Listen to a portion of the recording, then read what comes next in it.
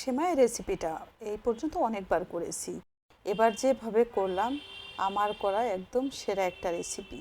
চলুন তাহলে দেখা যাক। সুপ্রিয় দর্শক, আসসালামু আলাইকুম, সবাইকে ওয়েলকাম। এখানে আমি 1 প্যাকেট লম্বা সেমাই নিয়েছি।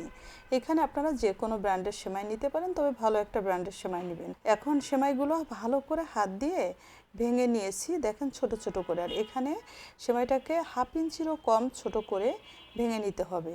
আমি একটু দেখে দিই, আলতোভাবে ভাঙবেন, এই যে এরকম সাইজ করে।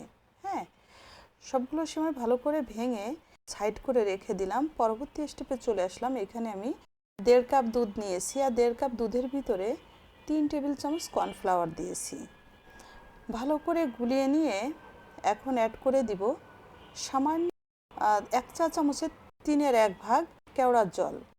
আর কেওড়ার জলটা আমি এখানে ব্যবহার করেছি, আপনারা চাইলে গোলাপ জলও ব্যবহার করতে পারেন, তবে গোলাপ জল অথবা কেওড়ার জল দুটার একটা ব্যবহার করবেন। এতে সুন্দর একটা শাহি শাহি ফ্লেভার আসবে।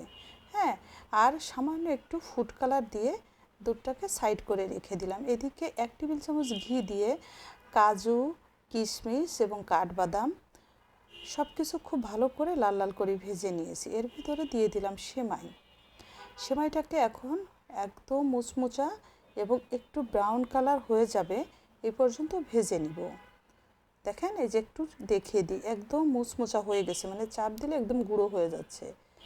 সেমাইটাকে নামিয়ে নিলাম, আর সেমাইয়ের কালার কিন্তু চেঞ্জ হয়ে গেছে, আপনারা দেখেই বুঝতে পারবেন। এখন অ্যাড করে দিলাম 1 লিটার গরুর দুধ।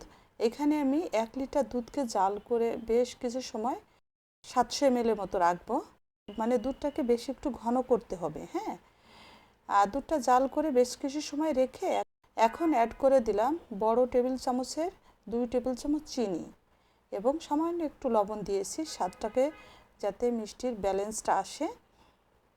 এবং ভালো করে মিশিয়ে এখন অ্যাড করে দিলাম যে কর্নফ্লাওয়ার গুলিয়ে রেখেছিলাম, ওই কর্নফ্লাওয়ারটা দিয়ে সাথে সাথে নাড়া দিবেন, নাহলে কিন্তু নিচে লেগে যাবে এবং দলা দলা পেকে যেতে পারে। হ্যাঁ, খেয়াল রাখবেন যেন লামস না থাকে। ঘন ঘন নাড়তে নাড়তে দেখেন একদম স্মুথ একটা ক্রিম তৈরি হয়ে যাবে। নামানোর আগে 1 টেবিল চামচ ঘি দিয়ে ক্রিমটাকে নামিয়ে ঠান্ডা করে নিলাম। একটু ঠান্ডা করে নেবেন, ফ্যানের নিচে রেখে ঘন ঘন নাড়া দিয়ে যেন দলা পেকে জমাট বেঁধে না যায়। আর এই পর্যায়ে নামালে জমাট বাঁধবে না। হ্যাঁ, ঠান্ডা করে এখন একটা আমি স্কোয়ার শেপের বাটি নিয়েছি, এটাই করে আমি সেমাইগুলো প্রথম 1 লেয়ার মোটা করে দিয়ে পরে 1 লেয়ার মোটা করে ক্রিমটা দিয়ে দিলাম, আবারও 1 লেয়ার সেমাই দিয়ে উপরে আবার ক্রিম দিয়ে এইভাবে করে আমি সেট করে নিলাম। আর এটাকে আপনারা কমপক্ষে 30 মিনিট ফ্রিজে রেখে আপনারা সার্ভ করবেন।